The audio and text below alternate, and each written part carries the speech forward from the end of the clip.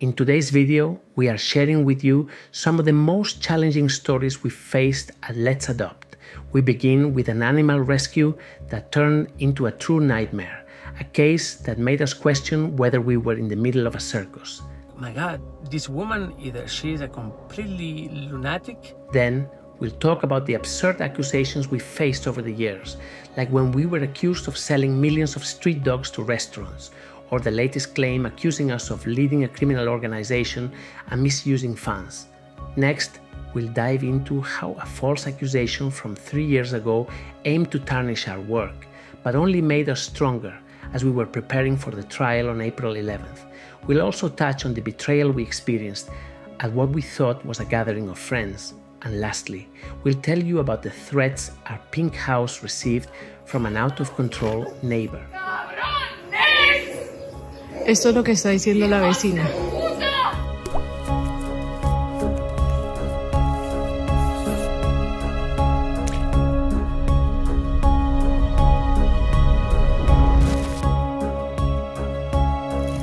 Hi, today's video is gonna be very different. Please stay tuned. This is really gonna get crazy.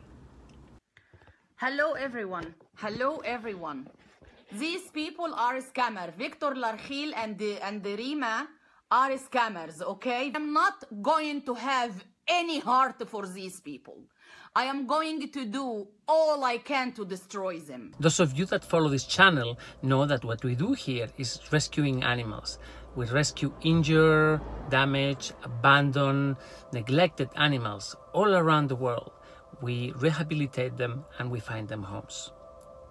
Over the last 12 years, we have rescued animals around the world, actually in every continent, Africa, Asia, Europe, the United States. We've had incredible success stories, incredible rescues, and we have built an amazing community. But sometimes things can go wrong, and this is one of these stories. Now listen to this. Last week, I was contacted by a woman from Egypt. She wrote to me saying that she had rescued a dog that had been shot with a rubber bullet by a kid. Okay, really horrible story. Then the woman tells me that she has a shelter. She has a shelter with 300 animals. So I go, oh my God, 300 animals, that's massive. You know how difficult it is to run a shelter so large? And apparently she's doing it on her own and from another country. So I'm like, my God, this woman, either she's a completely lunatic or she's amazing. I mean, she's like the most incredible woman I've ever met. So I told her to look, tell me more, how can I help you? So she said that they have this dog in Egypt and it's been shot and the jaw is broken and they don't have any means to operate them and their doctors are bad and this and that, and because I am Viktor Larkhill, the great rescuer, please help me. So, okay, I say, yeah, right. But the thing is that you are in Egypt and your dog is badly injured and needs help immediately, and I'm in Spain, and for you to get your dog to me, I'll have to go to Egypt, but then there is a whole process. There's a whole process of vaccinations and permissions and rabies titers. It's not an easy thing. So I say to her, look, your best chance is actually not having the dog sent to me. Instead, send him to Turkey. We have a friend organization, Rima Nur, Heart of Rescue. They're great people. She'll be able to help you. Please, I put them in touch. Just work with her and do what she tells you, because she is going to help you. I promise you, your dog will be fine. Just trust her. At first, the woman wasn't really convinced. She said that she didn't trust anybody because that's her character, because the world is full of scammers and bad people, and because she's the best animal rescuer in Egypt, and why should she trust anybody? Because everybody's a scammer. So I said to her, look, calm down, relax. You know, Rima is great. She's gonna help you. Just do what she says. Okay, I will have the dog sent to Turkey from Egypt by plane, by cargo. And I said, no, don't do it by cargo. Don't do it by cargo. You always have to have somebody accompanying the dog. That's very important. Sometimes some of you have asked me, why do I fly to other countries with the dog to bring him to a home? I mean, why don't I send him using a cargo company or a pet relocator? The answer is because tend to be problems with things like this. There tend to be problems with customs. So I tell the lady, don't send the dog alone. It's very important. Think of the dog like if it was a 2-year-old kid. They can't travel alone. Of course they can. There may be some air hostages that take care of them on the flight, but please don't. This is really crucial. I do what I want. You're not gonna tell me how to do it. Okay. Do what you want. Do what you want. So she puts the dog on a cargo plane and sends him. The dog arrives to Istanbul, arrives to customs, and surprise, surprise, the dog gets stuck, gets retained by customs. The Egyptians fill the wrong paperwork. Okay, we knew something like this may happen. I suspected something like this was going to happen. Actually, I told her that it was going to happen, but she didn't listen. Okay? So the dog is stuck in customs. What do we do? So at this point, enter my friend, Rima Nuriola. She's great, a real hero. So for 2 days, she goes to customs, speaks to these people, negotiates with them, please let her enter, fills up new paperwork, gets their attorney is involved, they have new paperwork, she goes and feeds the dog every day, in the morning, in the evening, I mean, really, yeah? An incredible job. Rima, if you're watching this, fantastic. I really admire for what you've done for this dog while she was at customs. Really fantastic. So in the meantime, the woman from Egypt, by the way, she's not in Egypt, she happens to be in Latvia, something really crazy, starts really getting nervous, and you are not giving me updates, and what is the dog, and why is the dog there? Look, woman, you sent the dog with the wrong paperwork. We're dealing with the mess you have created. Yeah? Just sit down, relax, don't worry, okay? We're gonna deal with it. So finally, after 2 days of doing this, Rima just gets the dog out of the airport. She's so happy. We got Victoria out. We got Vic out. She's out. So happy. Posts a picture. Really happy moment. Reaction of this woman? I don't believe it's the same dog. Send me the paperwork. I want to see it. I have to see it out of the cage. You have to show me that she's alive. But I mean, we were shocked. I mean, really, we have been battling with customs for 2 days, and this woman just goes nuts. She doesn't believe it's the same dog, and she's like, you have to tell me where you're taking her, and what clinic, and what are you gonna do now, and send me updates, send me videos. Honestly, I mean, woman, we're doing you a favor. You send us your dog that is injured. You filled the wrong paperwork. You haven't trusted us. Just now it's time for us to do our work, or it's time for Rima, because I'm not even in the country. I'm in the other side of the world. I'm in Spain. So the woman gets really nervous, and not possible. You have to send me updates all the time. Please, come here. So I say, look, just why don't you go and take your dog and get the hell out of there? I mean, really, you're a mess. You're a mess. And then she says, no, I'm gonna go to Turkey, and I'm gonna get the dog, and I will take the dog to a hotel, and I will treat her myself there. So I said, but what? Are you completely nuts? How can you do this? I will take her out of the country, and I will bring her back to Latvia, to Riga.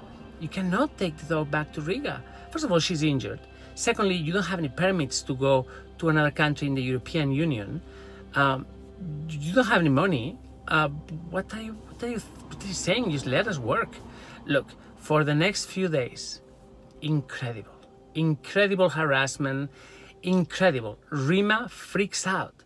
She goes and she takes the dog to her trusted clinic, starts treating, stabilize her, make sure she doesn't feel any pain, treat with antibiotics, and then when it's the right time, we'll operate her and we'll fix the jaw. In the meantime, that woman goes to the internet and starts saying, these people, they have killed my dog is dead, I know she's dead, Viktor has organized everything, he stole my dog, he's a scammer, and my God, and they kill my dog, help me, they kill my dog. Woman, here is a video of your dog. The dog is in a clinic, is being treated. it's not true, you have killed my dog, you have killed my dog, and starts calling her friends. And they all like, oh my God, what's happening to you? These guys, they're killing my dog, I don't know, I'm going to Turkey. Oh my God, you're going to Turkey? So the woman, this is so crazy, she just jumps on a plane using the donations of her bunch of friends, and she flies to Turkey. Because that woman, you know what? I give her something. She's crazy, but she's so incredibly motivated.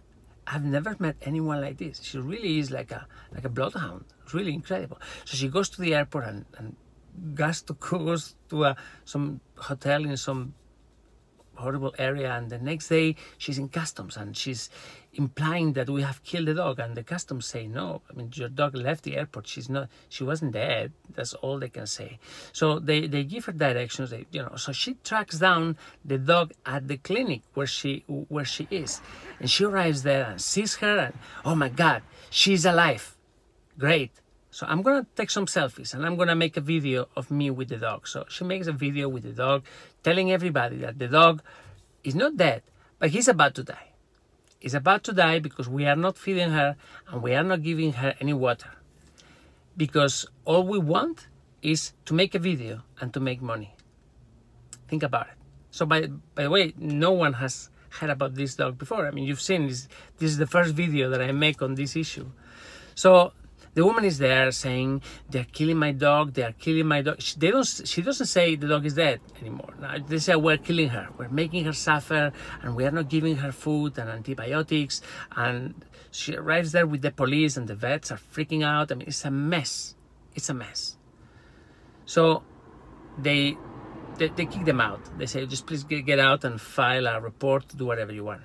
So at this moment, when they leave the hospital, my friend Rima arrives. I tell her, just please get the dog out of there, make the dog disappear. We just don't want to have these crazy people. I mean, this is not a circus. I mean, we're trying to do something good here. We're trying to do a good job. These people are bringing chaos and madness with them. So Rima goes and takes the dog and goes to another clinic. I mean, Istanbul is a city of 14 million people. There are hundreds, if not thousands, of vet clinics, and she knows all of them, and she's great clients with many of them. So there's no shortage of clinics where Victoria can be treated. So Victoria leaves, and then the woman comes back, and oh my God, the dog is not there. They've killed my dog again. My dog is dead. The mafia is killing my dog. They stole my dog. I tell you, from the distance, I'm just looking at this and I'm thinking, but these people are so crazy. And then she starts posting these crazy videos. Just look, this is the last one she posted. Viktor, Larkhill and the Rima are scammers, okay? Victor, she let the dog suffer. The dog was starved. Don't come fucking here asking me to wait. Just to wait. The embassies. If you are American, go to the American embassies. They are trying to waste the time. So it is exhausting, you know. It is exhausting when you're helping someone, when they ask for your help, you agree to help them, and then they turn into such crazy maniacs. What's wrong with the world, really? And my poor friend Rima is now in Turkey with a dog that has an injury. She's gonna be treated. She's in a hospital, and as soon as possible, she'll be operated. That's really not the worry. The worry is that there are a bunch of maniacs chasing her up and chasing me. Look, I'm getting a lot of harassment on my pages on Facebook. Honestly, when I read what these people write, I cannot laugh. I laugh because for them, this is all so real and it's so crazy. And this guy, you, Victor, you have killed my dog. I'm in Spain. I mean, I haven't even seen the dog. I will never see her.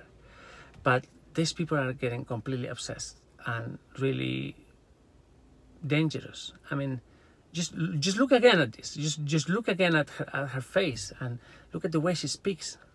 The dog is okay. The dog is not fucking okay. Rima, Viktor, Larkhill, okay? Let's adopt Deutschland, heart of rescue. Those people are scamming a network of mafia of animals. Would you like to have somebody like this calling you in the middle of the night or sending you videos? Or it's really terrible. It's really terrible. My friend Rima is now under so much stress because of these people. Anyway, I just wanted to set the record straight because I hadn't said anything. I mean, I'm receiving lots of hate mail, but this is a very small echo chamber of crazy people. I mean, fortunately, I have a large community here that knows me and follows my work, and there is no doubt of what we do. I mean, it's here, it's every day, it is a video, and there is something from me.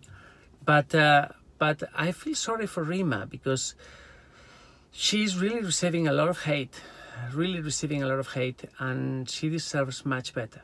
So I thought I will make this video and I will help her. At the bottom of this video, there are two links. There's one link to our Patreon page, it's always there, but I have also left a link to Rima's Facebook page. Yeah, please go there, join her. It's a great rescue. It's really great. She's a really great girl and she's doing a lot of good work. Please join her. The link is at the bottom. The name is Heart of Rescue. Just go there and join her. And about those crazy people, well, I don't know what to say. Initially, I was going to ignore them, but then they've really kind of crossed the line a little bit, and their threats are getting much worse, and the screams and the lies. I mean, they say that we killed the dog, and the dog is very much alive. Actually, the dog is not only very alive, it's actually looks much better than her. So I don't know what to do with her. I mean, for now, if you've watched this far, please leave a comment, like this video, share this video, but very importantly, leave a comment addressed to her, the crazy woman of Egypt. I don't know, I mean, I don't really want to name her by name. The poor woman is so deranged. It's really sad to see this. Anyway, guys, Victoria is fine. She's at the hospital. I don't know what Rima plans to do. I mean, she's gonna operate her and treat her and rehome her and everything. I don't know if she will speak about her on her page or if she's gonna launch a fundraising appeal. If she does, please help her. I will try to help her myself as well. But the poor girl is she's really going through a lot at the moment, and these people are really nasty. And I mean, again, just have a look to that face, you know. Would you like to have this person harassing you? Honestly, woman, I really don't care about what you do regarding to me, but it's really pathetic.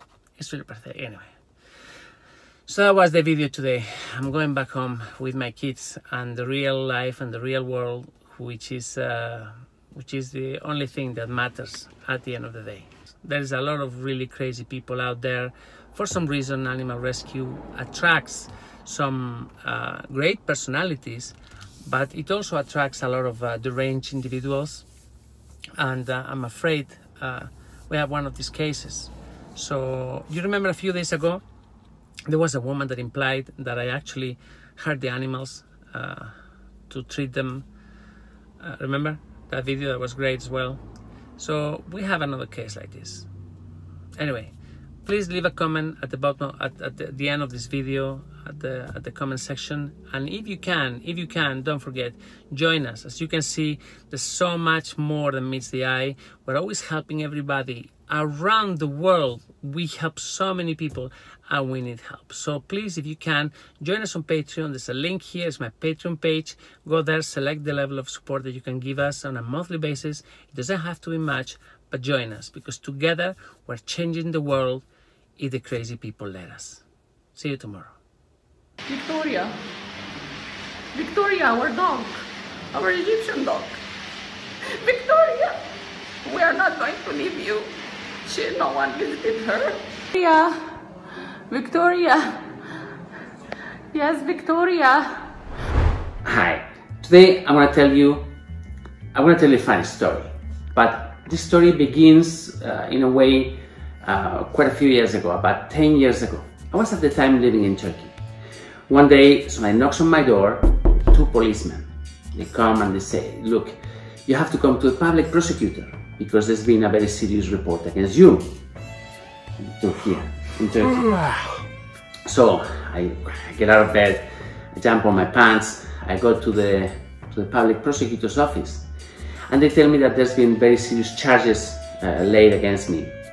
They tell me that the charges are that I had, now listen to this, I had grabbed 2 million dogs from the streets of Istanbul, I had put them on a boat, and I had sent them to China to be sold in Chinese restaurants. I was like, wow, seriously? Are people so dumb? And the public prosecutor tells me, yes, people are so dumb. You have nothing to worry about. It's just that the accusations were so stupid that I wanted to get to know the person that is capable of generating so much love, because the work that we were doing was great, and at the same time so much hatred. So, wow. And now what happens? And they say nothing happens. This goes nowhere, and he tells me, look, have you sold 2 million dogs to Chinese restaurants? And I say, of course no. I said, well, so that's it, no problem, you can go. That was a funny story, and that was the result of the conspiracy and the sick minds of quite a few people in Turkey. We had this problem over there. When you rescue animals, being a foreigner in Turkey, people don't like it, the government not happy, and things like this happen. Now, fast forward 10 years. We arrived to Spain. We're here, 28th of May. 8 in the morning, somebody knocks on my door. I open the door and there are 2 policemen who tells me that I have to go with them to the police station. My God, really seriously, what happened? I mean, are all the dogs okay? Maybe something happened, maybe Mimi escaped and, don't know, beat a cat. So I go to the police station, and when I arrive there, they tell me that there's been a police report 2 years ago accusing me of belonging to a criminal organization and serious financial charges and crimes and variety of things. So how can I help you? And they say, look, we're gonna go to your house. We're going to register everything. We're gonna find it. Find what? What are they gonna find? In my house there's nothing but dogs and cats. So police take me and we come back to my house. They enter the door and they say, well, what is it? What is it? What is what? What are you looking for? And they say, where's your car collection? Wow, my car collection. I wish I had one. I just have one car. I have one Jeep that is parked just outside in the street. And it's the Jeep that you see in every video. So, seriously? You're looking for a car collection? So, we go inside the house and what is it? Just where is the money? What money, agents? There is no money. With the COVID-19, we don't use any money. When I have to buy something, I use the credit card just here. I go like this and I go like cling and I buy. I don't use any money. It's all electronic. Just give it up. Just find it and you have to give it to us. Wow, my God. And what else do you need other than money? And I said, we need your computers and we need all your equipment. Oh my God, again, I don't have computers. I have computer, one just over there. You can take it. And I guess you also need iPad.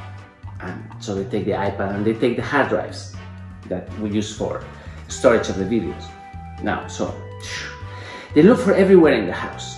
They bring a dog who smells money and smells paper and drugs, and this dog smells everywhere and is looking for, I don't know, maybe they saw Breaking Bad and they saw that in Breaking Bad they hide the money in behind the walls. I don't know, they were looking for everything. It was really, really scary. I thought, well, maybe somebody has placed millions of dollars or euros in my home and I didn't even know. So at the end of a 3-hour search, police had found 26 euros, which is about $30, that were in my dad's wallet. My dad passed away of coronavirus. They also found his ashes in my bedroom. And they were like, "What is your watch collection?" I said, "Watch collection? What watch collection?" Yes, your luxury watches. I don't know. I mean, I have 3 watches. I have this one. I have a Seiko, $40, and I have a Orient Bambino, which is like, I don't know, $50. So hardly luxury. Where are your luxury clothes? Luxury clothes, but see, I always go in t-shirt and what are you looking for? And they were looking for things and they couldn't find anything. They were very upset. So finally, we leave the house and we go back to the police station. They ask me questions and I don't know what they're talking about. So they called everybody working with us. They go to the White House. Again, they were looking in the White House for documents and for money, and they found Dickens and Nancy and Spotty and Nina and Dorian and Jordan and Martha. And they found dogs on wheelchairs. That was really shocking. So that happened on the 28th of May. Since then, the police has been going through my computer and has been going through the hard drives, and they had found thousands and thousands of dog and cat videos. And in the iPad, because it was the iPad of my kids, they found some episodes of Star Wars and superheroes by Disney, and they found lots of selfies of my son, because he likes to take selfies. And in the hard drives, they found about 45,000 dog and cat videos. So, that's it. This is the story. And it was gonna end like this until 2 weeks ago. I don't know why they did this, but maybe because they really had nothing else to report on, they issued something announcing that there had been a raid in my house. So the news in Spain goes everywhere, and this guy has been arrested and he's in jail. And what? I'm at home. No, I'm not. This happened on the 28th of May. I'm fine. Just don't worry. But everybody's calling me. But you're in jail. And no, I'm at home. I'm at home. We issued a video over here in Spain to explain people that I was okay and that there was nothing. And apparently now there's somebody placed on a website the same story in the US, and now people are asking, "Are you in jail? Are you okay?" Yes, don't worry. We're fine. We're fine. They're still looking at my telephone, and I don't know. I think they're gonna find some more videos of this one, of Mia. She's so funny. And maybe they'll find some more videos of Maribel helping the dogs. And that's it. This is what happens when police actions depend on citizens' reports. There are so many crazy people that they are capable of putting a fake police report, and they have to investigate it. Obviously, they went to the White House and they didn't understand what we were doing. Why such a beautiful place just for dogs? This is not normal over here in Spain. Over here in Spain, dogs in rescue centers don't live like our dogs. They live in tiny cages or in, tied to trees or to walls. Police didn't understand anything. And this is where we left it. They are still trying to understand who the hell are those people that have dogs on wheelchairs living in beautiful villas. And that's it. This is the story. Funny, sad, really. I honestly didn't believe that the Turkish story will repeat itself in Spain. But there we go. Here we are. Spain, Turkey, on the same level. Yeah, that's it. We're fine. Tomorrow is going to be a great video explaining the way Let's Adopt works. How do we function? The things we pay for, the things we don't pay for, and all those great things that I'm sure many of you would like to know. Thanks a lot. Funny video, sad video, ridiculous video, I don't know what it is. Maribel, you need to learn English. Bueno. The world is missing a great thing. Yes. Maribel. Thanks a lot, and I'll see you tomorrow. Take care. Bye-bye. Hello. I'm going to tell you an extraordinary story. Please, listen to this. Truly, it's something that I'm sure you could never have imagined. Those of you who are familiar with this organization, and I know that many of you know us very well, know what we do.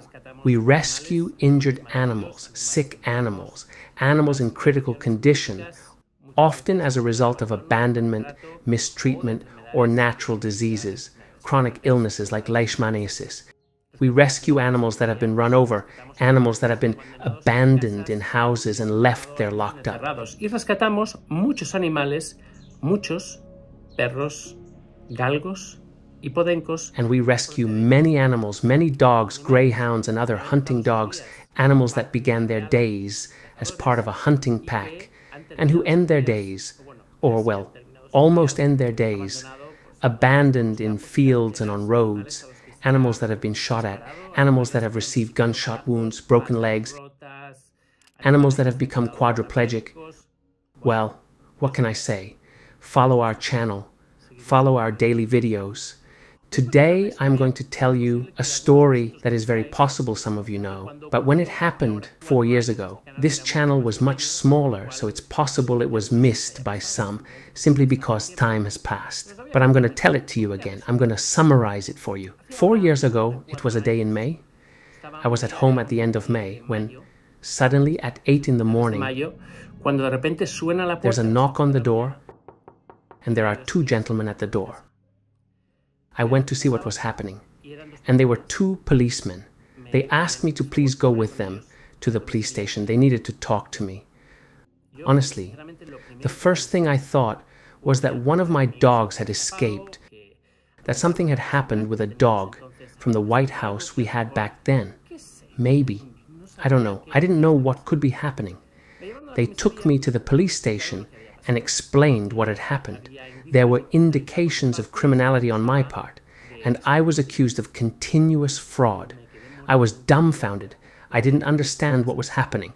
With time, I understood. A few days went by until we became aware of what was happening.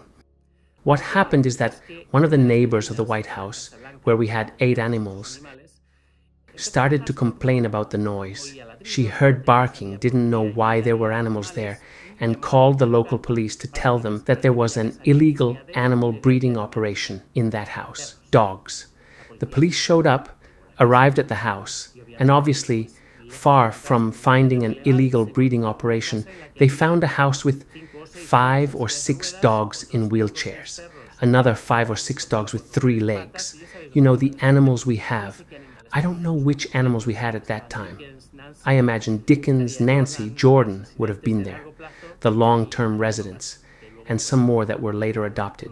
Well, finally the police did an inspection of the house. They found everything very good. They were very satisfied. They called me, I went, showed them around. Great. A couple of days later, the same lady called again to say that there was something odd going on. So the police came again. I showed them everything again. They were once again very satisfied. I explained to them that we are an animal rescue organization based in the Netherlands, and that there is the Spanish branch, so to speak, where we had the resident animals until they were adopted. What happened then is that one of the policemen found it odd, such a strange thing.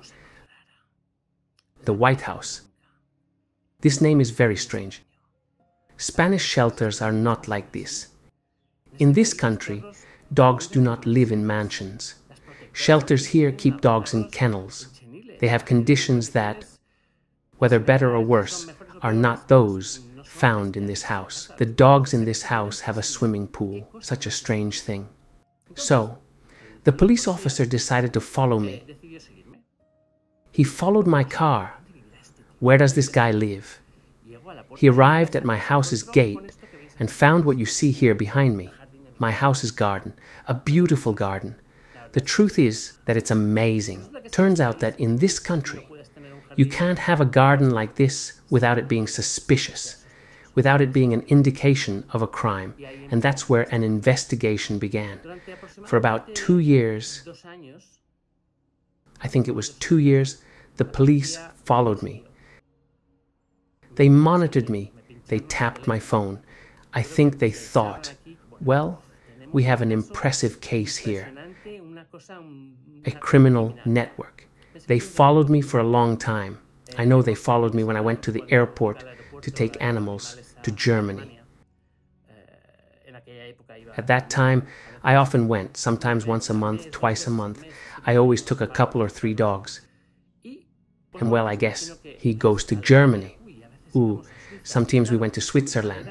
Of course, to go to Germany from Valencia, you have to take a Swiss flight. So I flew to Zurich. Of course, what is this guy doing? Surely he's going to Switzerland. He must be carrying millions in his suitcase. Well, the situation continued for several years until the judge, I guess tired of seeing that this investigation was leading nowhere, asked the police what was being done with the investigation. And they decided to enter my house and conduct a search. Normally, when a search is conducted on a criminal, several agents show up and they turn the house upside down. And that's precisely what happened in my house. And they showed up, I don't know, 11, 12 agents with the canine brigade, dogs, trackers, looking for money, looking for computer equipment. And well, the things that are normally searched for in houses where there are indications of criminality, especially cash and things like that. I was very cooperative from the beginning because, well, what was I going to do? Besides, I had no problem with them looking wherever they wanted because there was nothing here. They searched everything. It was incredible. My father had just passed away those days, and they even looked through my father's wallet. A thorough search. La policía encontró. The police found 36 euros in my house. 36 euros. Really. It's not a made-up figure. There were 36 euros in the house. Of course, there was no cash, no money. This fraudster, what is he doing? How is he doing it? Where is the money he is embezzling? Such a strange thing. They took me to the police station, and I was arrested. I spent 2 nights in a cell. 2 nights. Truthfully, they were 2 terrible days. Something I wouldn't wish on anyone, especially knowing that you've done nothing wrong. My biggest concern, I'll be honest, was that I had to pick up my kids from school that afternoon, and there was no way to tell them I wasn't going to come. During those 2 days, a lot of things go through your head, and you wonder, what is this? How have we reached this point? What has happened here? There were 36 euros in my house. When I was released from the police station after 2 days, with the obligation to report every 15 days to the station to sign, they took my passport. They took my car, of course. They took my computer and my phone. Well, I went back home, and now, how does it work? I don't have a car. How can I transport dogs? How do I move around? My passport. They also took it. Man, I have 2 kids. I remember they might have thought that maybe I was going to flee. But how was I going to flee? If I have a ton of things set up here, and especially I have 2 small children to whom it made no sense. What was I going to do? Where was I going to go? Well, as they started to look at all my papers and interviewed the people around me, they realized that there was nothing there. They realized it had been a monumental screw-up. And when you read the report of everything, well, you realize the police didn't know Let's Adopt existed. They had the impression that donations came to me, to my personal account, and that I was spending the money, I don't know, on parties, on, well, I don't know. The police never knew that there was an organization, Let's Adopt International, which is the one donors, those of you watching this video and donating, Donare-to. And it's the organization that pays all the bills, and pays the bills well. The truth is that at that time, we had an average of 25, 30, 35,000 euros per month in veterinary expenses at various veterinarians. Everything was obviously paid from the organization's accounts. The police looked at my account, started looking into it and said, well, this guy raises money, doesn't pay bills, because obviously I don't pay veterinary bills. The organization does, of course. So everything was very strange. They didn't understand anything. They didn't understand what was happening. They conducted interviews at the Valencia Sur Veterinary Hospital. In many videos, I have always said that we operated our animals at Valencia Sur. The police understood that I personally operated on the animals. They accused me of acting under false pretenses, of operating on the animals myself. Obviously, they went to the hospital and were put in their place. They were told, "Gentlemen, here, only 3 surgeons from the hospital operate. How is this man going to operate who doesn't know the difference between a potato and a heart?" Well, I do know the difference, but it's so you get the idea. I'm not going to operate on animals. Why would I operate on animals myself? If we have some of the best surgeons in Spain, why would I operate when Jorge or Isidore or any of the many veterinarians we have worked with can operate? Well, I continued to go regularly to sign. This lasted for months, for years. In this country, justice is very slow. I don't know why it's so slow, but it's very slow. And the years went by, well, without a car, well, I gave up on things. I mean, I thought that someday they would return them to me. It all progressed very slowly. The truth is that I don't know why justice in Spain is so slow. And finally, on January 31st, 2023, almost 2.5 years after the events of my arrest, the prosecutor writes a document in which she requests the court to dismiss the case. For a series of reasons, especially because there is no evidence of anything. Because the investigation has not reached any conclusion. There is nothing, and, in the words of the prosecutor, in our opinion, we do not have sufficient evidence to override the presumption of innocence. What does this mean? That the prosecutor does not show up, that the prosecutor asks the judge not to proceed further, because there is nothing.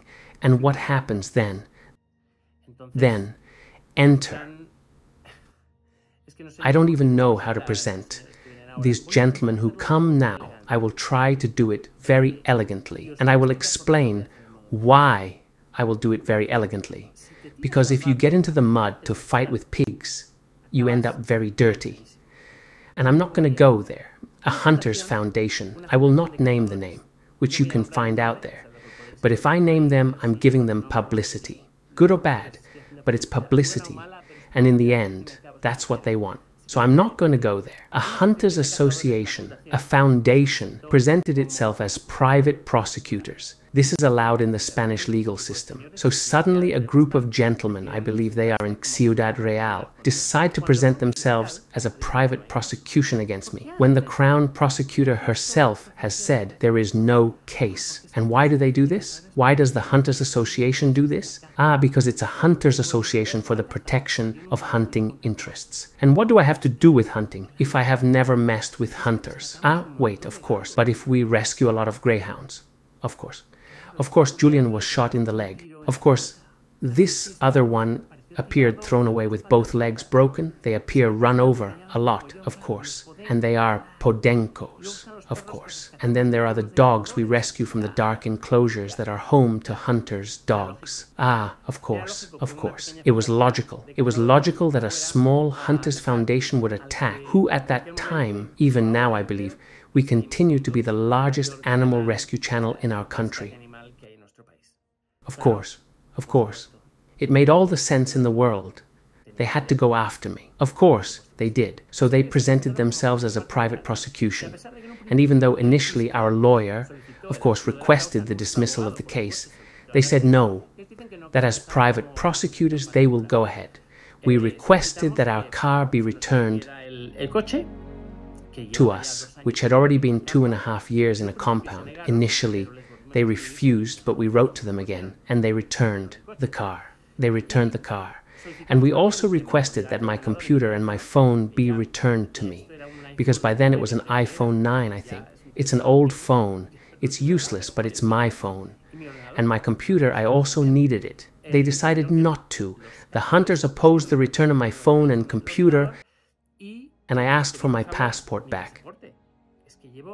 I've been almost 4 years now without being able to leave the country, and you all have seen my videos rescuing animals internationally and taking animals to their homes. Then, I'll be honest with you, I would like to travel with my kids. I haven't been able to do it in the last 4 years, and I'll tell you the truth. That's what has hurt me the most about all this. That they've had me here having to completely change the way we work. Well, because yes. Okay, fine. Finally, yesterday, they precisely returned my passport. 4 years later. Okay, great. Very good. And I wouldn't have said anything because, as I've told you, I don't want to roll in the mud with these people. The truth is that I don't want to accuse or speak ill of them because it's not even necessary.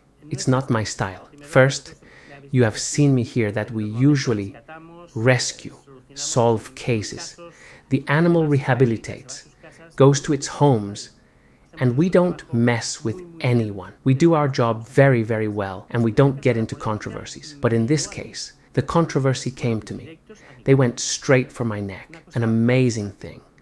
Well, precisely yesterday, an announcement appears in a couple of media that the trial will be held, obviously, on April 11th, in which a judge puts me on the stand and so on for alleged fraud. Here we go again. But if there is no public prosecutor, if there is no evidence of anything, if there is nothing, if as much as they searched, there was never anything. Do you see what we do? We have been doing everything with incredible transparency for years. You know how each animal evolves. They even claimed that the animals we rescued didn't exist, that they were photoshopped, that they were animals that had died a long time ago, that they weren't even ours. And well, during these years, I haven't said anything about it. Why am I going to roll in the pigsty with pigs? I didn't want to do it, but yesterday, after that announcement, they made in the press and different articles that were published. The truth is that I did want to say something. And I'm going to do it without mentioning the names of the people who are leading this forward. What I am going to do is to take some photos of these people from the internet. I'm going to show you a photo of the lawyer of the organization that presents itself as a private prosecution. I want you to see his face. I think we're going to cover his eyes. Not for anything. But why? Why am I going to give him more publicity? But I want you to see it. Do you see that child? What do you think? What can be expected from a person like that, who takes a 5-year-old child? 4 years old, that child must be on a boar hunt. These are the hunters.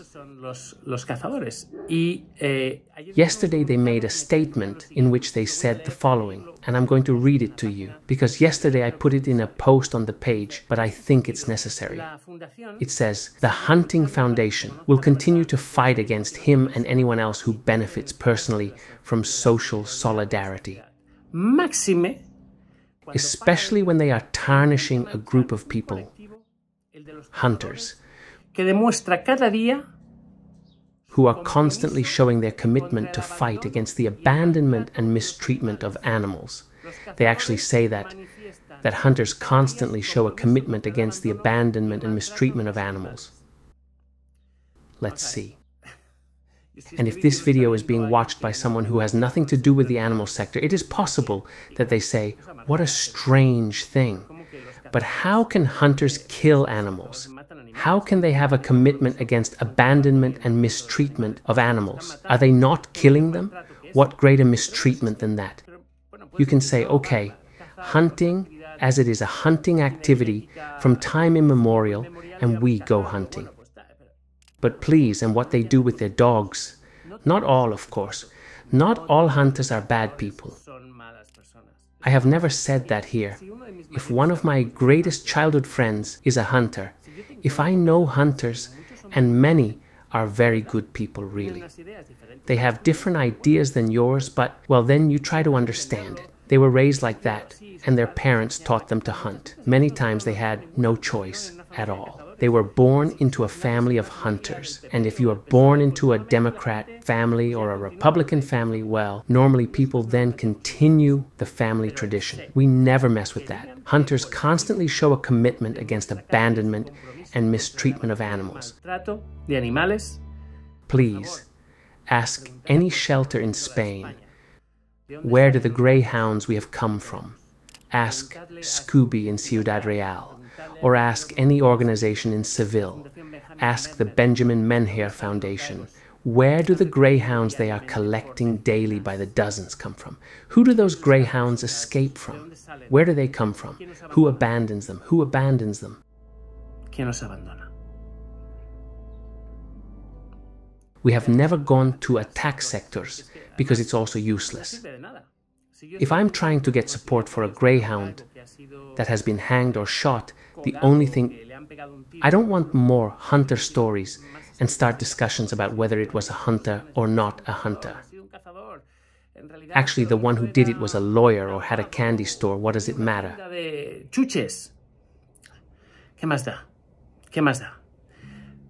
But we all know where those animals come from. All of us who live in Spanish cities, where there is a number of hunters, hunting grounds, know what happens. And it's not necessary for me to enter into more controversies, really. The trial will be on April 11th without a public prosecutor. Because, well, as they wrote it themselves, there is no evidence, there are no indications of a crime. It's just that, with what there is, the presumption of innocence cannot be overcome. And in this country, although sometimes it doesn't seem like it, we are innocent until proven guilty. And it shouldn't be us who prove our innocence, but the others who prove the guilt of the accused. So that's not the case. And in the end, everything gets mixed up, and you have to give a lot of explanations that we have gladly given.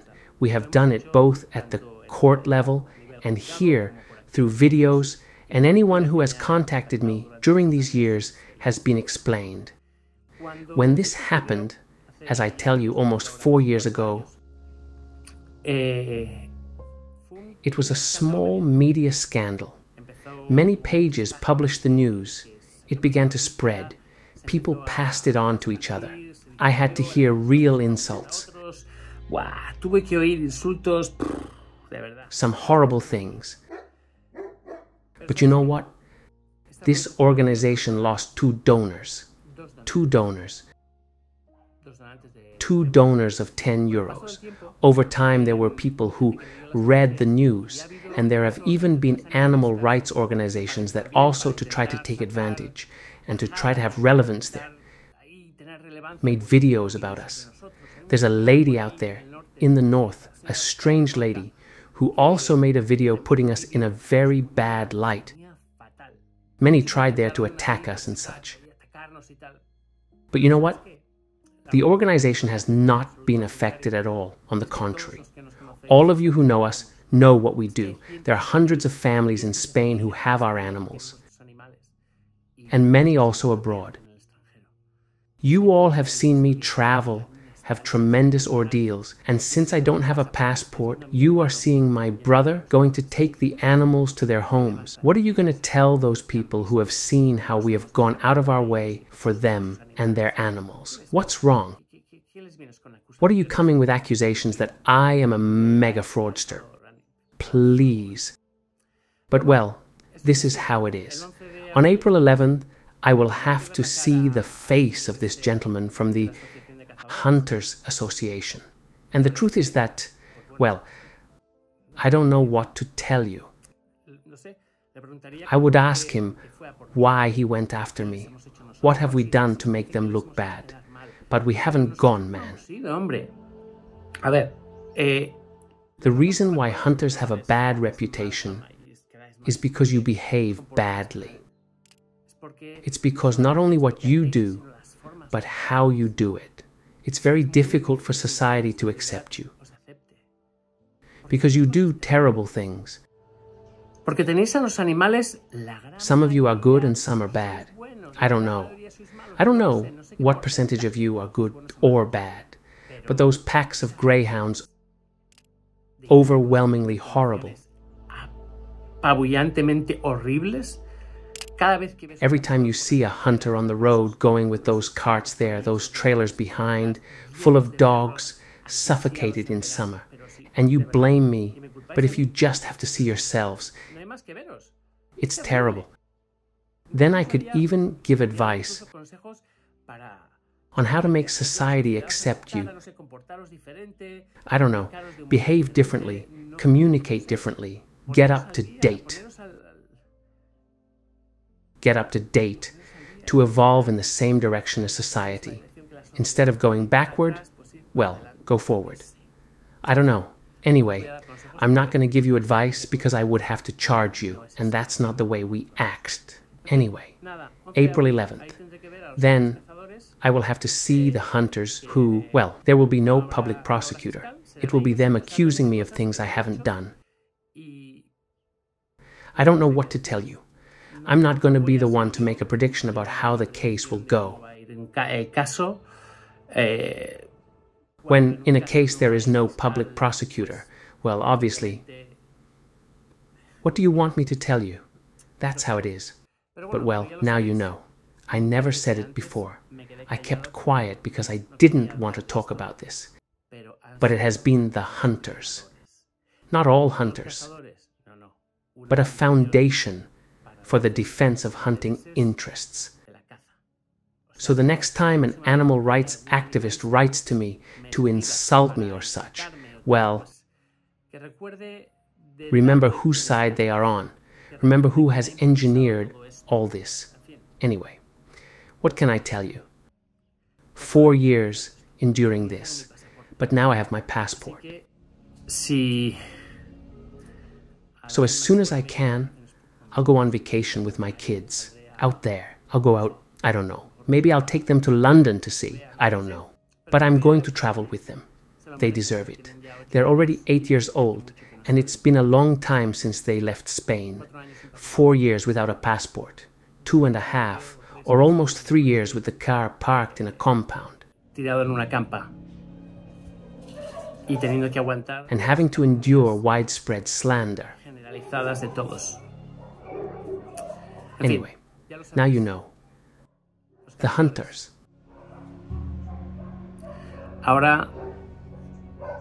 Now think for yourselves and judge for yourselves. Greetings. I leave you because I have to prepare the rescue of a kitten. You will see it tomorrow on the page. Don't miss it. It's a kitten with terrible neck wound problems. We're going to continue doing what we do every day. If this is not going to change, it hasn't changed in 4 years. Well now, well I don't know. This is what hunters do, the same ones who made lobby so that greyhounds and working dogs are not included in the animal protection law. Of course, I mean, as if they weren't mistreated enough, now it can be done completely with impunity. Anyway, this is our daily battle. A very strong greeting, and really, to that lawyer of the hunters, what would I tell you? I think maybe we even talk at the exit of the trial. Not before, because I don't feel like it. But at the exit, maybe we even talk, and you'll realize you went after the wrong person. It wasn't me. No era yo. No era yo. The problems of hunting are not in people like me. They start with you yourselves. And you yourselves will be the ones who solve them. You will solve them when you change yourselves. Well, anyway, that's it. I'm rambling. Greetings. See you tomorrow, everyone. Has ruled. We are innocent. We are innocent. Yeah. After four years of hell, because it's been hell. Okay, 1 second. Now, of course, the dogs want to be here. Come on, come inside. All right. ¿Qué tal? Okay. I'll introduce you to this one later. So, great news. Innocent. The court has spoken. That's it. Viktor Larkhill, let's adopt my brother, Linda, innocent. So anybody that has criticized us, anybody that has slandered us for years, now is part 2. That's it. I'm so happy. It's been absolute hell. It's been hell. But it's over. It is over. We were taken to court by a group of haters that influenced the police to build a case that wasn't real. And then Association of Hunters of Spain went in and tried to capitalize on this. Because of course, we are the largest animal rescue in the country. What else? I mean, they had to try to bring us down because we saved the animals they hurt, because we rescue the animals that they should, they hang from trees. Of course they were going to try to bring us down. And the haters, once again, they've lost. There's nothing they can do. There's nothing they can do because we have the truth on our side. Whew. I'm so happy. So many of you helped us during the years. And you knew this had happened, but you persevere and you put your faith on us. They accuse us, they say that the dogs that we rescued, they didn't exist, that they were Photoshop. They accuse us of the most horrific things. They say that I was pocketing all donations. Crazy! I haven't received a single cent of any donation in my entire life. There you go, that's it.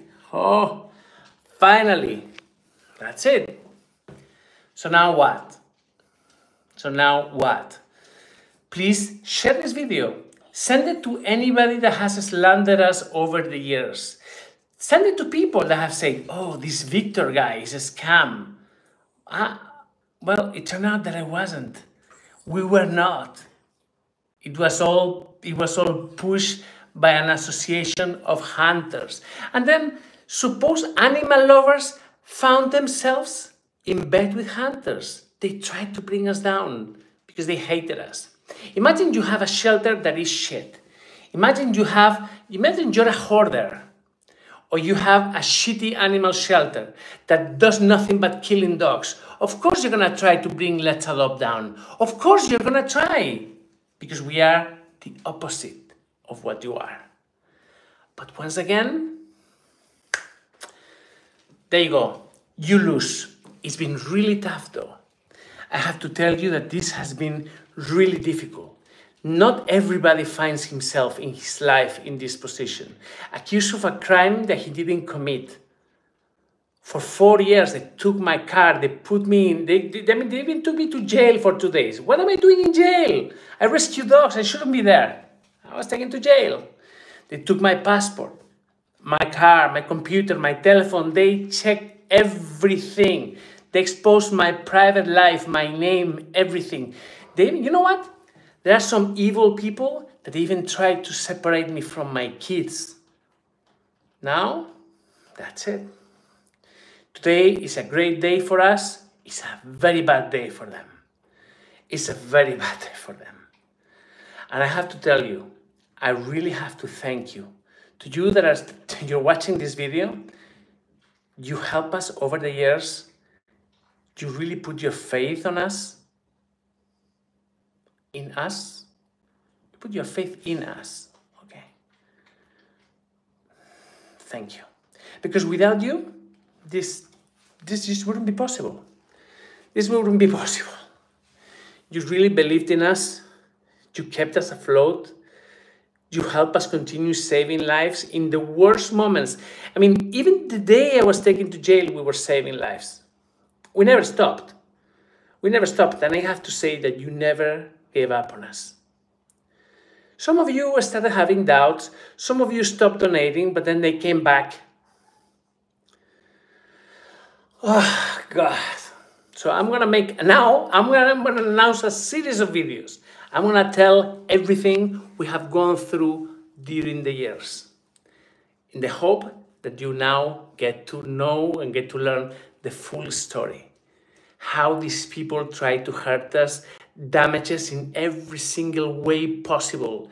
They went down to the lowest of the low. I mean, really, seriously, what can I say? It's been awful. It's been awful. Oh, God. Yeah. My kid, my beautiful kid, and my daughter. There you go. I'm so happy. So happy today. Oh. The people that orchestrated this thing, now is part two. Now is part two. I told you, we have a great lawyer. He knew this was gonna happen. And he told me there's gonna be a part two.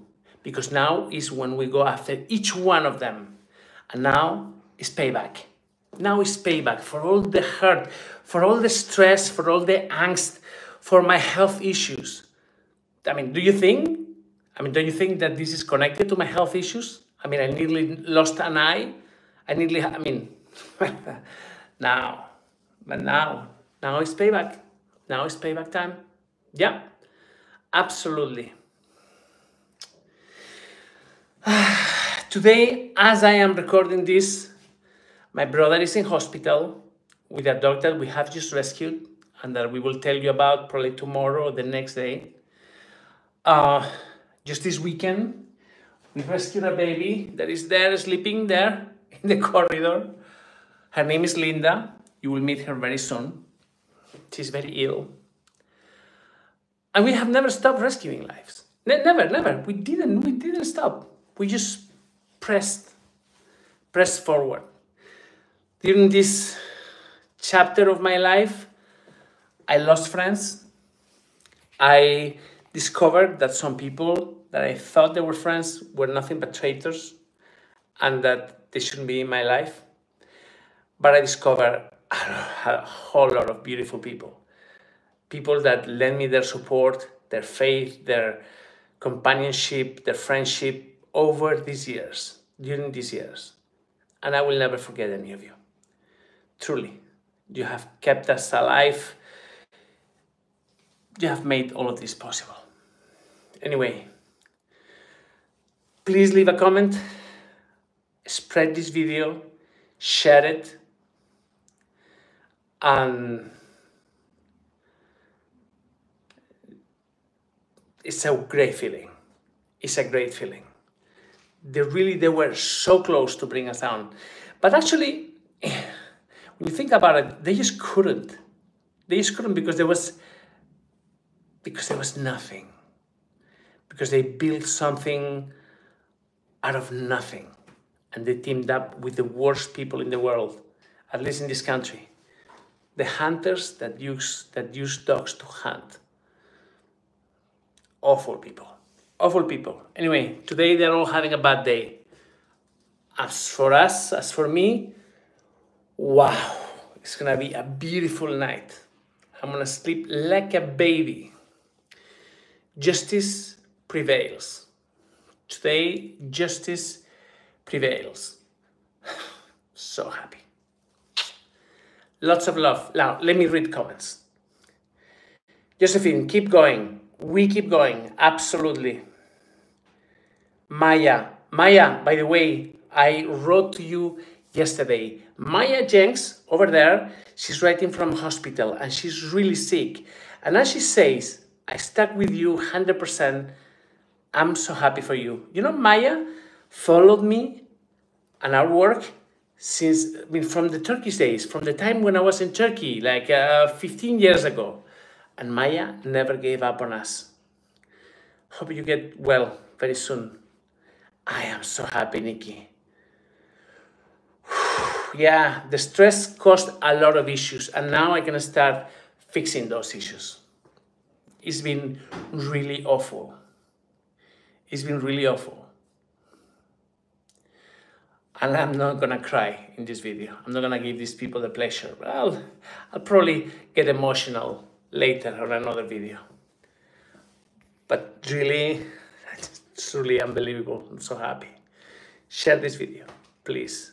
Tell the world that you support Let's Adopt. Tell everybody that has given you shit because you donated to our rescues. send them this, okay? Come on.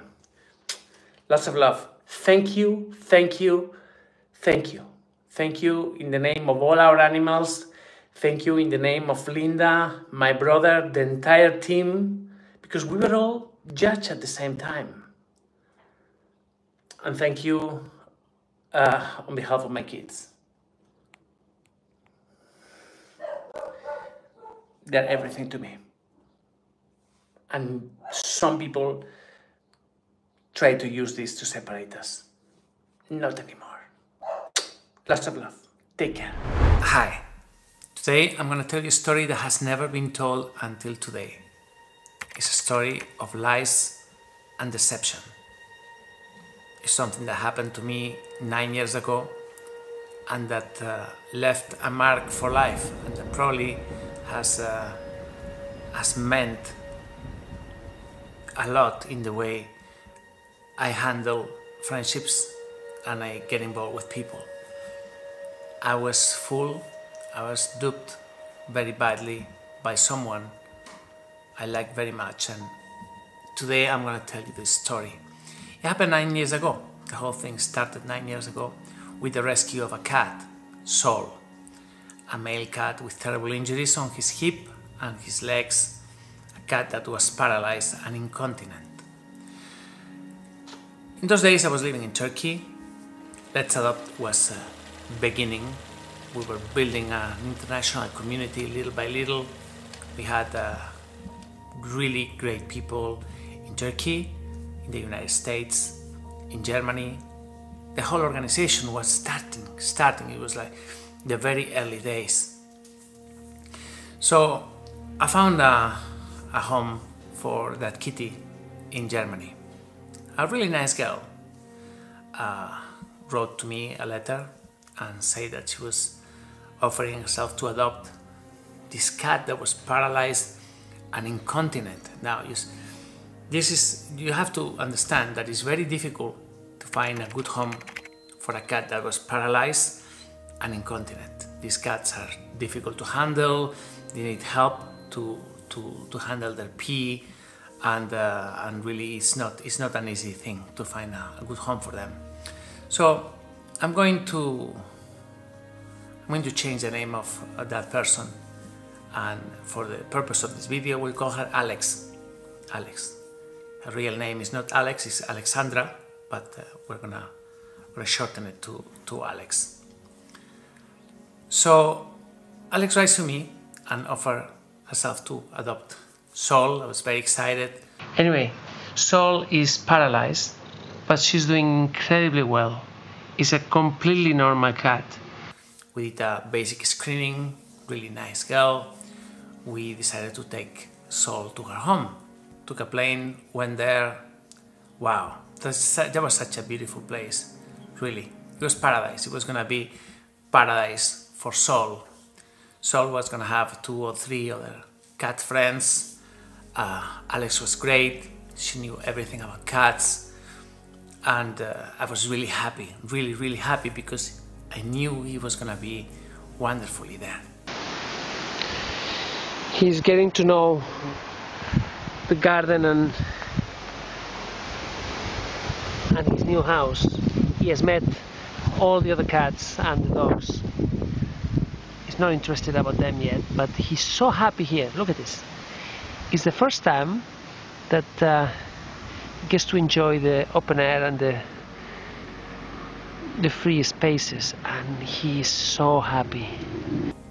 So I left Sol in that home with Alex and her cats.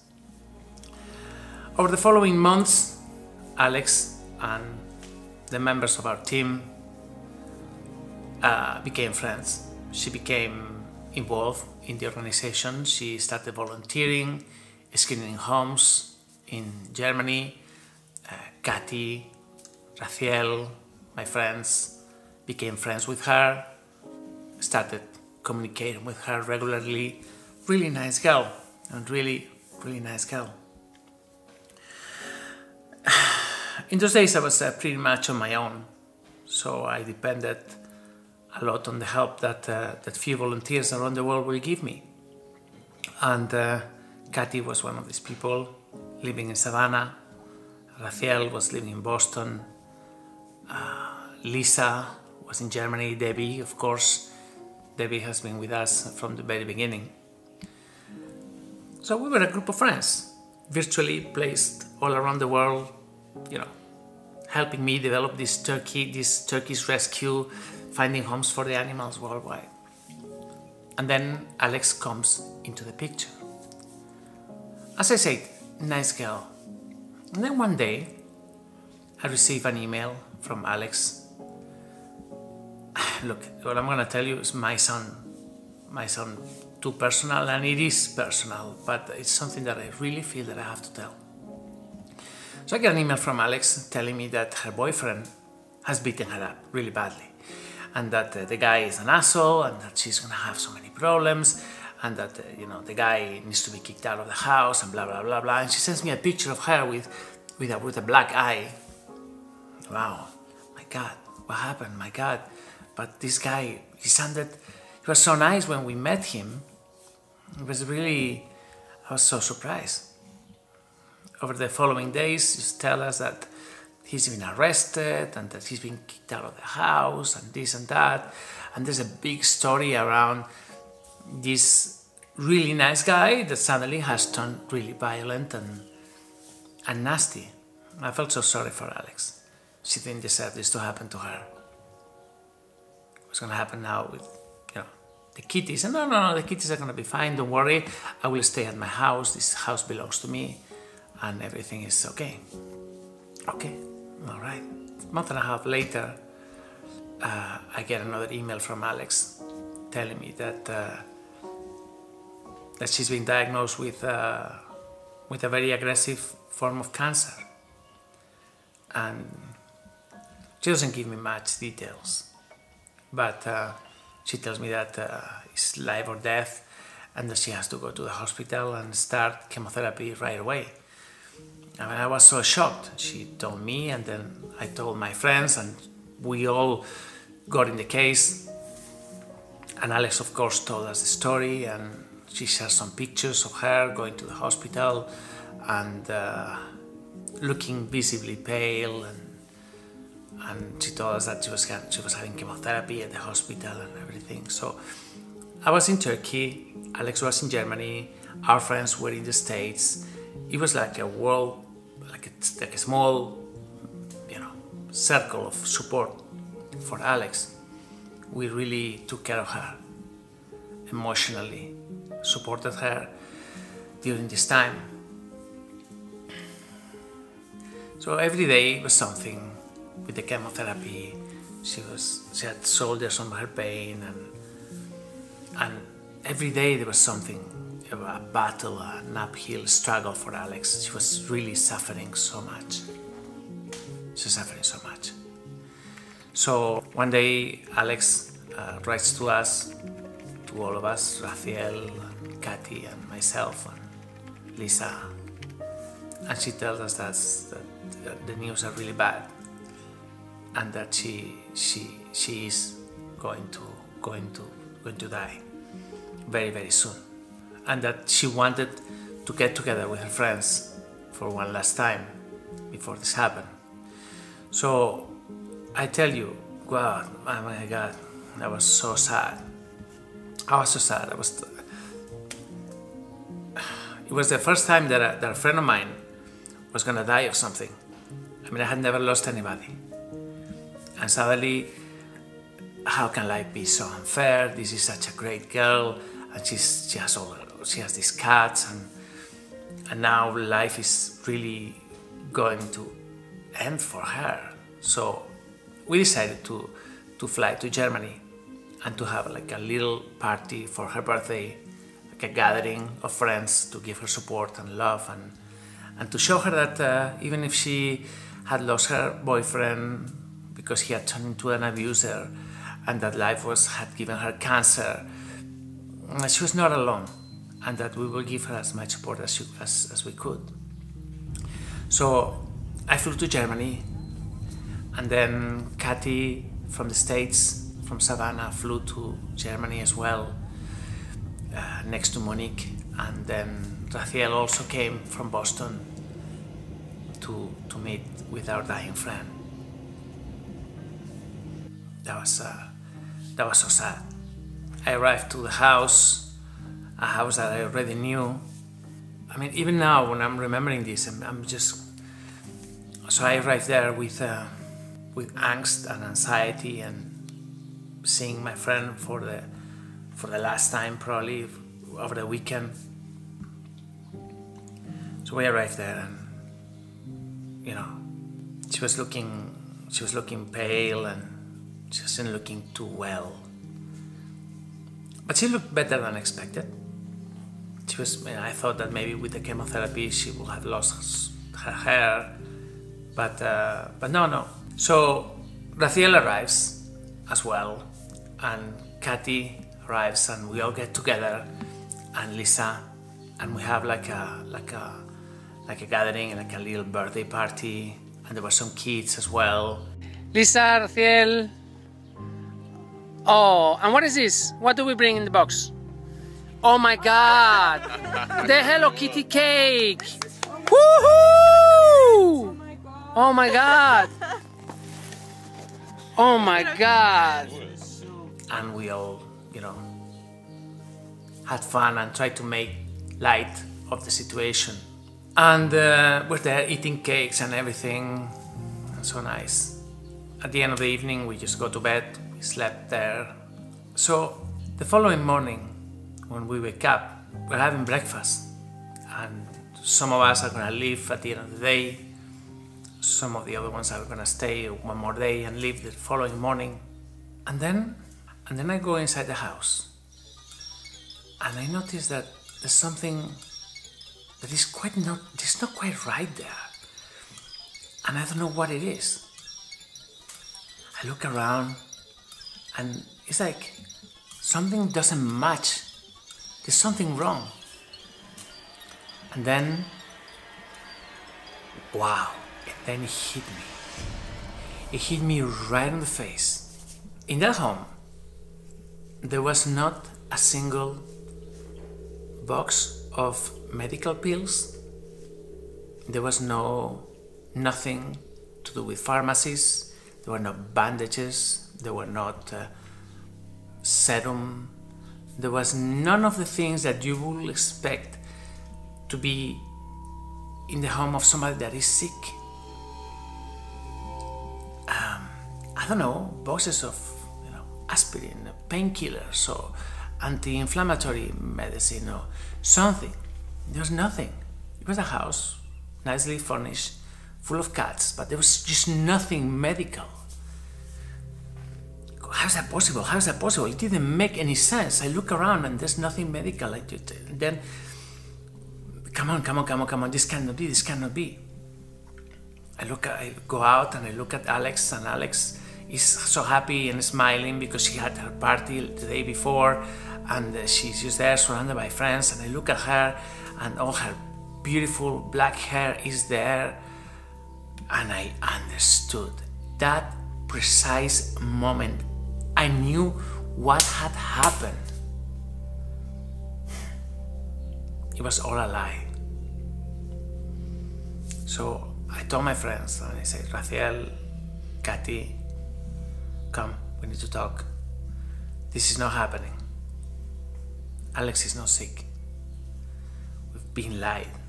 We've been lied upon, and this all has been a manipulation, a game of absolute fantasy, or don't know, something created by a very disturbed individual.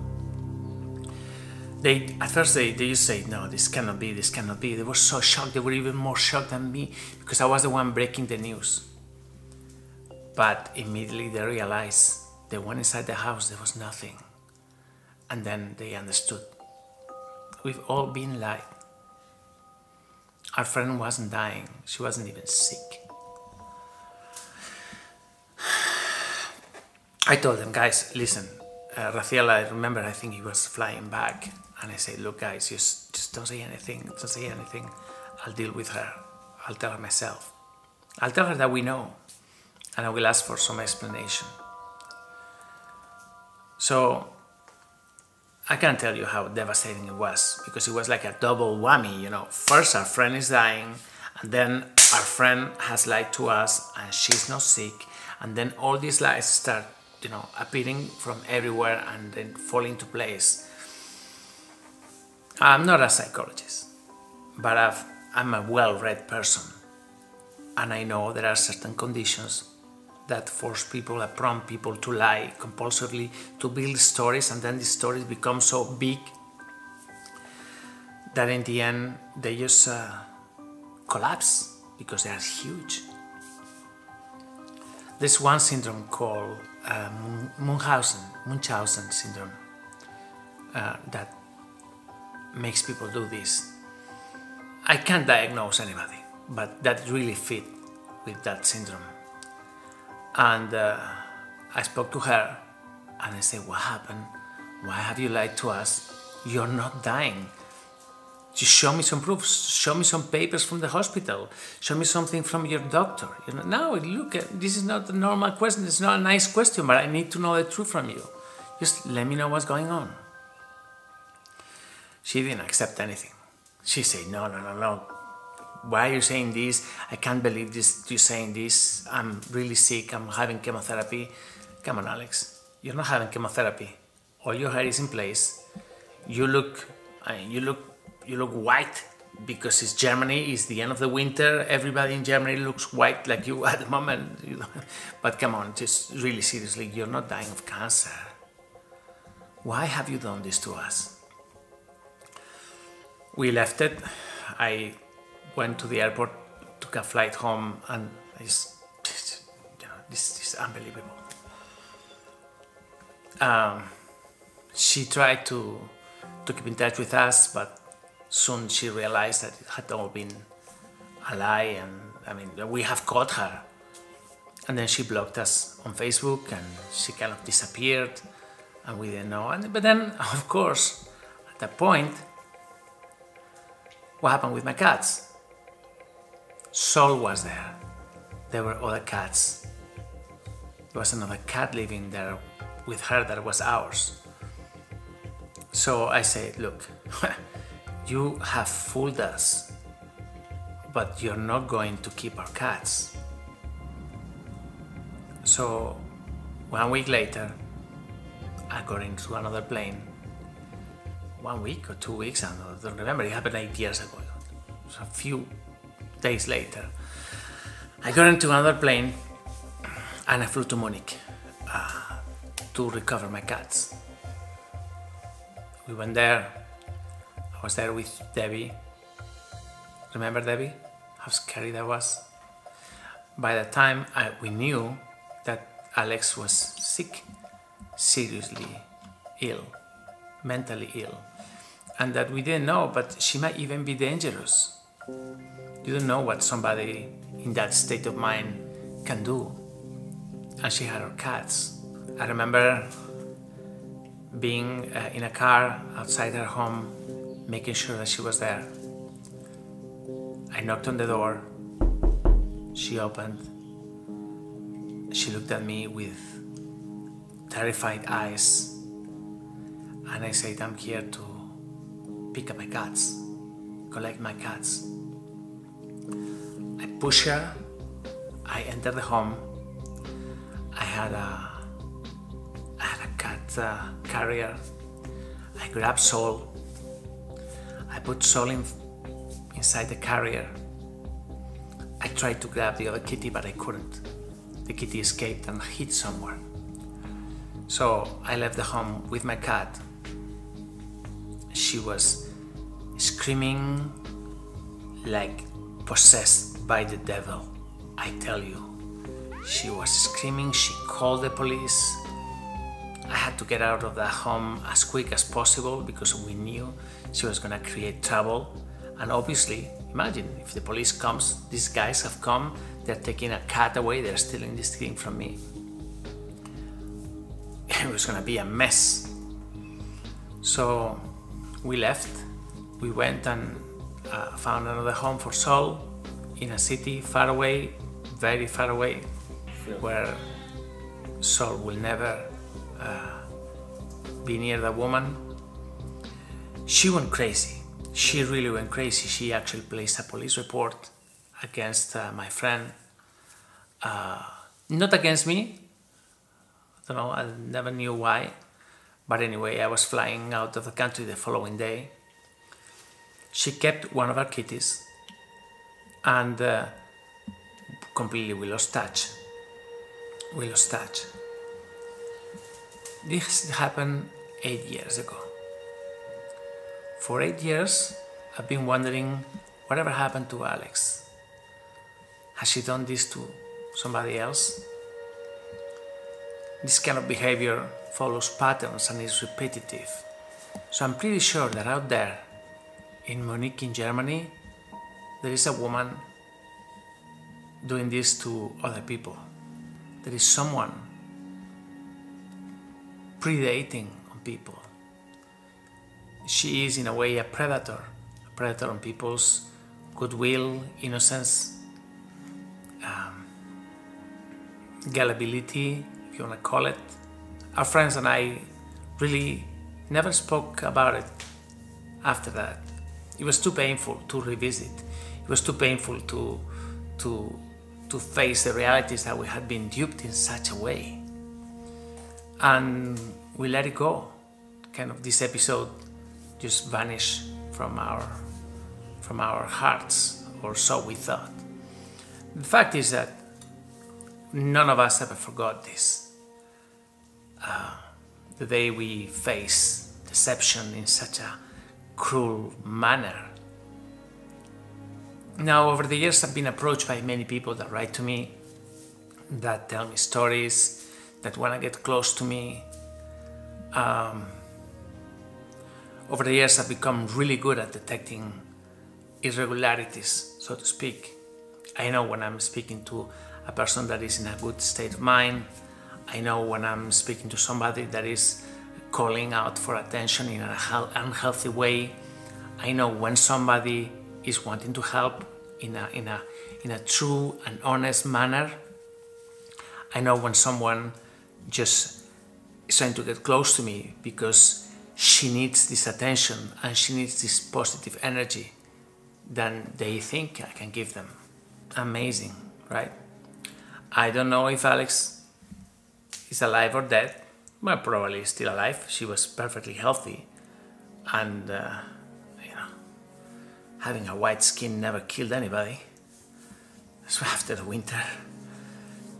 But I'm sure she's out there. I'm sure she's scamming people, hurting people, making people believe her and love her. Dangerous. Alex.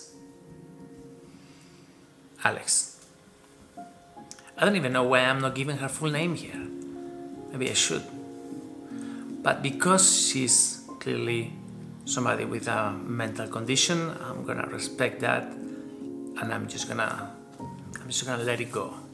Still, I wanted you to know this story and to know that behind this rescue and behind everything that you see here every day, there's been so much. There's been so many things happening over the years.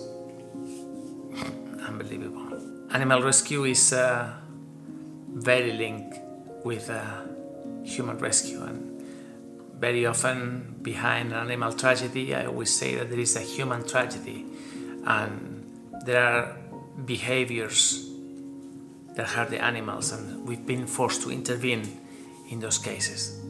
So Sol was adopted in another home, in another family. He went there, had a good life, and passed a few years later of complications for an infectious disease that had nothing to do with this. So, yeah,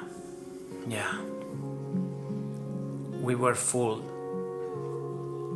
My friends that were involved in that the circumstance are probably watching this video and are wondering why are you telling this story after all these years? No, because I have to. Because it's a story that deserves to be told, and because it tells a lot about us as people, and as an organization, and it tells a lot about you, how you are about friends. I will never forget the way you answered to Alex's call and to my call, because I was the one that told you, and I'm proud of what you did that weekend and how you came to support somebody that really didn't deserve any support from us. Guys, that's story time. Thank you very much for being here, and thanks for being part of this incredible rescue. This was a human story, but one that deserves to be told. Please share the story if you wish. Thanks a lot, and I'll see you tomorrow. Sol is a paralyzed kitty that we rescued from an animal hoarder in Istanbul. Really adorable, and such a terrible story. Beautiful cat, beautiful cat. ¡La mierda de perro esta mierda! ¡Cabrones! Esto es lo que está diciendo la vecina. Hi, we are being harassed by our neighbor, and it's really bad. You see, when we started this rescue, we faced a choice. One, we could start our own shelter. Second, we could start a network of foster homes. Starting our own shelter will mean that we will be hosting tens, maybe hundreds of animals, and we will be trying to find homes for them. I always found that this path was a very complicated one. You see, if you look at animal rescues around the world, or even locally, whenever you have a shelter, there is a tendency to store a larger number of animals that the organization can really afford. Now, there's of course always the goodwill of the people running the organization, the will to save as many as possible, but the fact is that these places end up being a place where people throw animals over the fence. And look, I've seen so many horrible things, especially I've seen in Turkey, in Bulgaria, in Romania, overcrowded shelters where hundreds of animals agonize to death, they are never adopted. Of course, on the other hand, you have really well-managed shelters like Soy Dog, like Takis, like so many others in the States. I mean, they are amazing places. It all depends on the people that run the place. All right. On the other hand, we could choose to build a network of foster homes and then have no shelter, and then the animal will be rescued, will go to the hospital, will go to a foster, and then from there it will go to a final home. So we opted for that one. But in the end, we ended up having a kind of a hybrid model. We still have our foster homes, and there are many animals that go directly home from the hospital or from a foster. But we ended up needing a place for animals that were not adoptable, either immediately or in the future. Animals that were on wheelchairs, animals that had chronic diseases that made them really difficult to adopt, or simply animals that because of their behavior or because of their, quirks, people wouldn't be interested in them. And this is why we built the White House and the Pink House, two beautiful places where animals can stay for life, where animals are part of the life of this rescue, and we've been making so many videos about those two places right now. So, as you know, our main location is the White House. It's a beautiful place, and we've done endless videos about the White House. But then we also have the Pink House, which is a smaller place and which normally doesn't feature as much in our videos because it has less animals and also because the cats live there. All right, look, we have a problem with the neighbor directly across the Pink House. Oh my God, I tell you, this is unscripted. Look, this video has no script or anything. I'm just trying to open up. It's a nightmare, really, it's a nightmare. It all started with hearing the woman screaming, Then the screams became more and more violent, harassing, and right now we basically have a situation where a mad woman is insulting us, is throwing things over the fence, and is threatening to kill our dogs. Now, it's just terrible.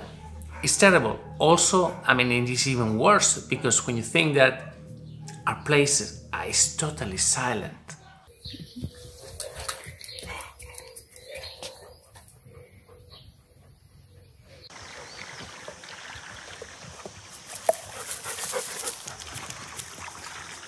I mean, you can actually see it on this video.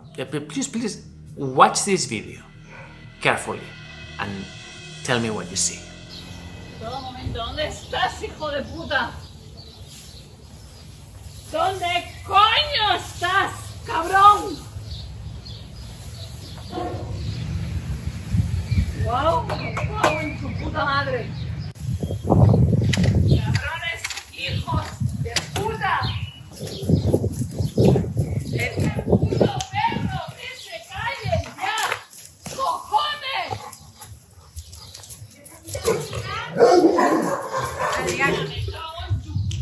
Ven aquí. ¡Me cago en tu puta madre!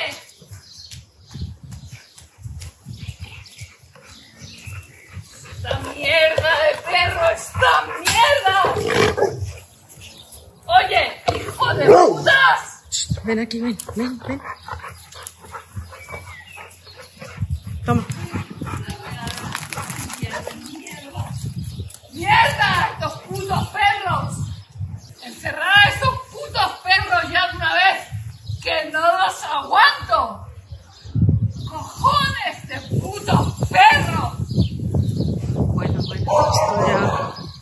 Voy a poner una puta denuncia, cabrones. Espero que tengáis los putos permisos. Y aún así vamos a ver quién sobrevive y quién no. ¡Hijos de la grandísima puta! Si alguna vez puedo yo hacer a ese puto perro que no deja de ladrar, va a ser el último puto ladrido que haga.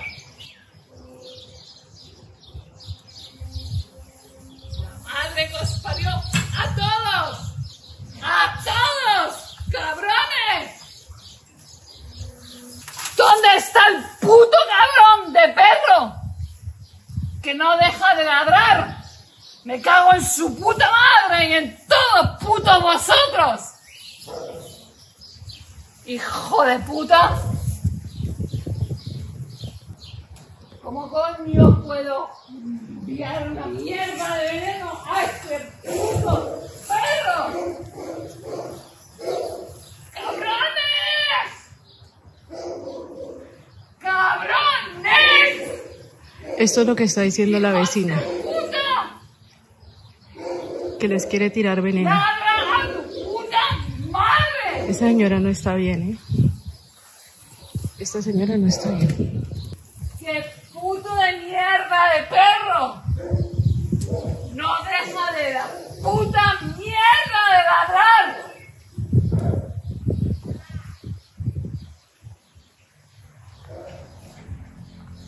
If you notice in that video, you don't see any dogs. I mean, our dogs are most of the day sleeping inside the house. Sometimes they are outside walking around peacefully. It's a really nice place. And the doggies are so calm, there is no stress, there's no reason, I mean, for them to bark or be violent or anything like this, like it happens in most shelters. But that woman has become obsessed. My God. Seriously. She's seriously harassing us. She's posting on Facebook, on groups, and she's like threatening to call the authorities because she says that we have an illegal breeding problem and that we are animal abusers, and I don't know. It's just really bad. It's really bad. I suspect there's a mental health issue behind this video and behind the insults and all the craziness that you see. But it's kind of worrying, really. It's kind of worrying. We don't know what to do. Maybe we could place a police report. I don't know. We are being very careful. You see, when a new dog arrives to our place, we are very carefully introducing him to the new location, to the other friends. We have installed a camera system in each room so that we can monitor their sleeping patterns. What time do they wake up? What do they do? They bark, they don't bark. We know exactly how each one of our animals is at every single second. But that woman is a nuisance. What can we do? What can we do? And the thing is that we're really not bad neighbors, we're actually pretty good. You see, last year we had a problem ourselves. The neighbor on the other side of the villa was a squatter. In Spain we have these weird laws where if there is an empty house, somebody can come in and squat in the house and they have the right to stay there. And it's really complicated to kick them out. We did have a problem like that last year. Somebody came, locked themselves inside, they stole all our water, they stole the energy, they basically plugged themselves onto the network. And we had them there, and they even, at some point, they even started threatening to shoot our dogs with a pellet gun, which was really worrying. So that's a bad neighbor. But us? No, we're not. We're really cool. We're always willing to help everybody. We're always willing to, I've reached out to the woman. She's really upset. She says that, the noises are impossible and that we are making her property devalue. What does this have anything to do with it? Anyway, I'm just rambling here. We have an aggressive neighbor. We have somebody that seems to have lost all her bearings and is threatening our dogs. We're gonna see what to do. She has threatened to poison our animals. She has clearly said that she's gonna kill our dogs. So it doesn't look too good at the moment. Anyway, we'll see how it goes. Just a quick heads up. As I always explain, there are a lot of things happening in an animal rescue that you don't normally see. So this is an effort to show you just one more of those. Thanks a lot for being here. I'm gonna go now with Sergio to visit that woman and deal with her and see what she really wants. And I'll keep you posted. Take care. See you tomorrow.